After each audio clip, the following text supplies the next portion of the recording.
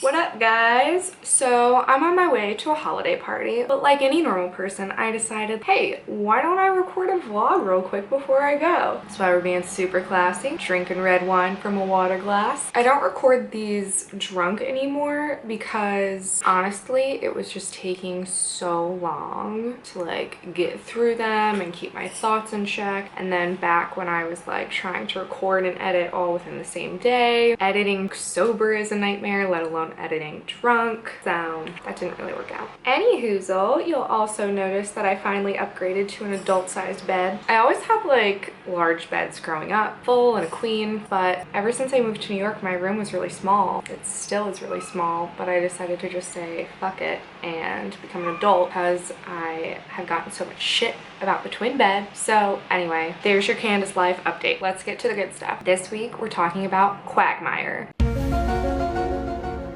The episode opens with a biologist and like a forest ranger. Unclear, but we're gonna call him forest ranger. So biologist and the forest ranger are discussing the declining frog population. And the biologist is obviously very upset with the declining frog population. The forest ranger is sort of just like, look, frogs are going away everywhere, not just here. So they get into an argument about survival of the fittest. The biologist is like, yeah, well, nature's gonna bring you down too.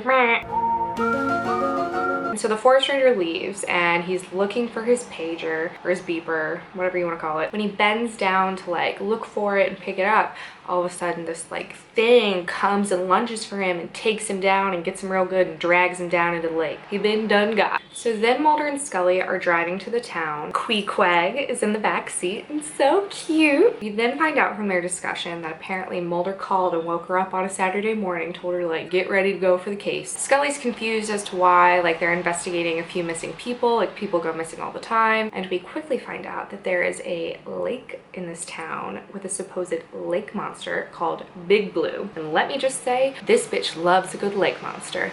Yes, she does. Mulder and Scully interview the biologist. He goes on a very long diatribe about how like UFOs and lake monsters and Sasquatch, how none of that shit is real, and Mulder's obviously very pressed and Scully's face is hilarious. And Mulder, just like a very sane person, thinks that there could be a prehistoric monster living in the lake. Like, you know, don't we all? And Scully, as per usual, is just like, not really about it.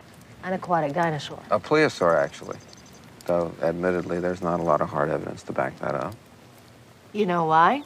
Because those creatures don't exist, Mulder. So they go into the store that has all of this like Big Blue merchandise and stuff, all of these souvenirs, and they talk to the guy that runs it, and he regales them with tales of the lake monster, all these things. But he tells them that they should talk to this guy Ansel because Ansel's like out on the lake every day trying to catch a picture of this thing. But then when they actually talk to Ansel, even Ansel says he's never actually seen it before. And again, Scully's face, priceless.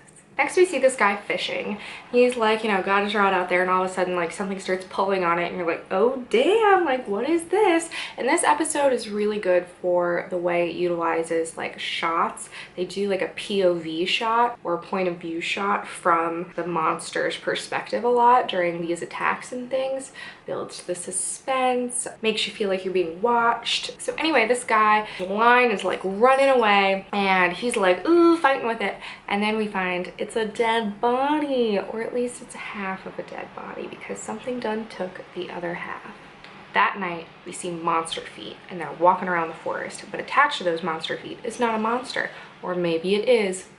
It's the souvenir shop guy and he is like, you know, creating tracks. So he's just feeding this hoaxy situation, which like ain't cool, dude. Then he gets got too. I don't want to say he deserved it, but shouldn't do that. Mulder and Scully go down and investigate the situation. Good old Queequeg ends up finding the monster shoes. You go, Queequeg, you go. We see these kids on a dock and they're doing drugs, aka they're trying to lick a toad and call it doing drugs. Like, these are the same dumbass kids from War of the Cockroaches. Like, stop trying to do the most disgusting drugs on the face of the planet and just smoke weed like a normal person. So they're friends in the water and he's like scuba diving around and then he gets got too. Like his whole head ends up severed. Like this is some serious shit. Mulder and Scully keep arguing about what could be causing all of these deaths. Obviously, Scully's rational, and more obviously, Mulder's not. It is the story of our lives. It's why we watch this show. Same day, Ansel's down at the shore, and he's like trying to capture a picture of Big Blue. And while he's like fucking around with his cameras or something, whatever it is comes up and grabs him real good. And while it's grabbing him, he tries to take a picture of whatever it is. So then Mulder and Scully are like analyzing the photographs, and Mulder like thinks he sees something in every picture. He's like, oh, could this be that? Like, oh, could this be that? And Scully's just like, looks like a blurry picture, motherfucker. I don't know what to tell you. She's fed up with this shit, and Queequeg needs to go to the bathroom. So she's like, I'm gonna go take Queequeg and like go out into the woods so he can pee. So she takes Queequeg to go to the bathroom, and while they're outside, Queequeg darts into the woods. He's like, peace, bitch, and like runs after something because he hears something out there in the woods.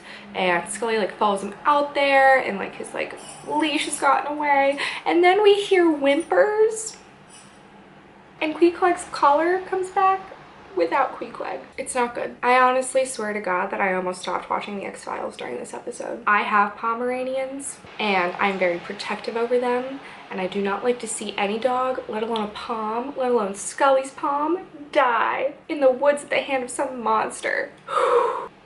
Nope. So anyway, Scully's in shock because duh, and she's just sitting there and she's zoned out. The poor baby. And Mulder gives her some half-assed apology. We do not approve. Sorry about Queequeg.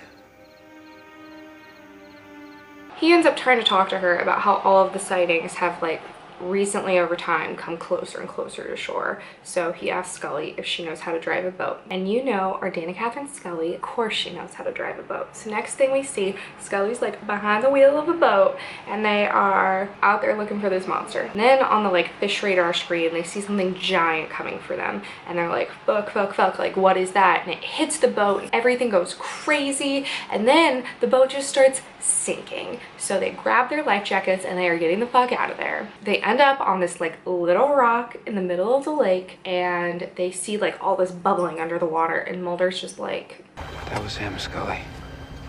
That was Big Blue. So what if it was? this woman is out here in the middle of a lake with this man who is just like convinced that there's a lake monster, and she has fucking had it with his shit. And this conversation ends up being a very iconic X-Files conversation, often dubbed the conversation on the rock. Scully drops several major truth bombs on Mulder during this conversation. You know when you showed me those pictures that the photographer took? You want to know what I really saw in them? The tooth? No, you. That man is your future. Listening only to himself, hoping to catch a glimpse of the truth for who knows what reason. Which is kind of what he already does, aside from the like 5% of him that listens to Scully sometimes. Why did you name the dog Queequeg? It was the name of the harpoonist in Moby Dick. My father used to read to me from Moby Dick when I was a little girl, and I called him Ahab, and he called me Starbuck. So I named my dog Queequeg. It's funny, I just realized something. It's a bizarre name for a dog, huh? No. How much you're like Ahab. You're so consumed by your personal vengeance against life, whether it be its inherent cruelties or its mysteries, that everything takes on a warped significance to fit your megalomaniacal cosmology. Scully, are you coming on to me? It's just the truth or a white whale. What difference does it make? I mean, both obsessions are impossible to capture, and trying to do so will only leave you dead along with everyone else you bring with you. You know, Mulder, you are Ahab. You know, it's interesting you should say that, because I've always wanted a peg leg. It's a boyhood thing I never grew out of. No, I'm not being flippant. I mean, I've given this a lot of thought. If you have a peg leg or hooks for hands, you know, maybe it's enough to simply carry on living, you know, bravely facing life with your disability. It's heroic just to survive, but without these things, you're actually expected to make something of your life, achieve something, earn a raise, wear a necktie. So if anything, I'm actually the antithesis of Ahab, because if I did have a peg leg, I'd quite possibly be more happy and more content, and not feel the need to chase after these creatures of the unknown. And that's not flippant? No. I really appreciate Mulder's peg leg rambling though, because, you know, life is pretty hard, and he makes a good point. Sometimes it would just be nice to be rewarded for existing and surviving. I think that this whole like conversation on the rock is really iconic because we don't see Mulder and Scully get to have in-depth chats about just like anything for most of the series. Most of it's very like procedural stuff with like comments here and there that sort of build to the larger narrative of their connection. This is a very uninterrupted, intimate discussion between the two of them where we learn a lot about their views on things and on each other. That should happen more. Then the biologist comes up and he's like, Dr. Faraday? Hope I'm not interrupting anything. again, writers, who do you think you're fooling? Scully thanks him for answering their distress call, and he's like, I'm not answering your distress call. I just heard you guys talking as I was walking by. Because apparently the shoreline is like 10 feet away. Once they're on shore, they have a bit of a discussion about, again, the decreasing frog population, and Mulder goes off about how like the decrease in frogs as like a food source for Big Blue is probably why he's turning to like alternative food sources like people. And the biologist is like, you're insane, that's not real, shut the fuck up, and leaves. Then the sheriff comes up, he's like, there's been another attack, all these things, and then while they're talking with the sheriff, old biologist guy is getting like attacked. They like come across him, he's all bloody, he didn't see what attacked him. Mulder ends up like racing off after the thing. He's like in the woods looking for it, and we see like this thing come towards him. It's really aggressive, it's really scary, it's really intense, and Mulder like shoots a shit ton of bullets at him. It's a lot. And then we find out that it is an alligator. Yep, an alligator. Scully ends up talking to Mulder about it. He's kind of depressed that it's an alligator and wasn't like, you know, a giant monster. But mostly all I can think about in the final moments of this episode is how they're both just so distractingly attractive, and we're not even in season 4 yet. Because all of you guys know that Mulder and Scully are at the height of their attractiveness in season 4. It's just the way it is. There's no science to back it up. And we close on a great cuddly CGI of a lake monster just swimming around in the lake. And yeah.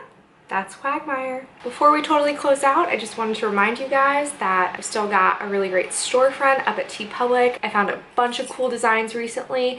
I'm still updating it, so if you're ever shopping for X-Files merch, be sure to like check the link below. I love supporting artists. If you're an artist out there who's creating for the X-Files, please consider joining up with TeePublic. They are super easy to use, very user-friendly. I've got a bunch of stuff from there, and it is all awesome. Thanks so much for watching. Check out my other videos, subscribe to my channel. I'll be back next week with a new vlog.